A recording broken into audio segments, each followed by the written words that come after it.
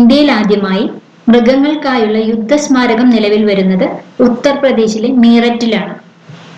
പൗരത്വ ഭേദഗതി നിയമത്തെ എതിർത്തുകൊണ്ട് പ്രമേയം പാസാക്കിയ ആദ്യ സംസ്ഥാനം കേരളമാണ്. ഗോവയാണ് പൗരത്വ ഭേദഗതി നിയമത്തെ അനുകൂലിച്ചുകൊണ്ട് പ്രമേയം പാസാക്കിയ ആദ്യ സംസ്ഥാനം. ഏഷ്യ പസഫിക് മേഖലയിലെ central banker of the year 2020 ആയി reserve bank governor Shaktikanta Das തെരഞ്ഞെടുക്കപ്പെട്ടു. 2020 കുഷ്ഠരോഗ ദിനത്തിന്റെ സന്ദേശം ലെപ്രസി ഈസിന്റ് വാട്ട് യു തിങ്ക് എന്നതാണ്. ഇന്ത്യയിലെ ആദ്യത്തെ അണ്ടർ വാട്ടർ മെട്രോ പ്രൊജക്ട് പശ്ചിമ ബംഗാളിലെ ഹൂഗ്ലി നദിയിലാണ്. കോമൺവെൽത്ത് ഓർഗനൈസേഷനിൽ നിന്നും 2016 പിന്മാറിയ മാലിദ്വീപ് 54ാമത്തെ രാജ്യമായി വീണ്ടും കോമൺവെൽത്ത് ഓർഗനൈസേഷനിൽ ചേർന്നു.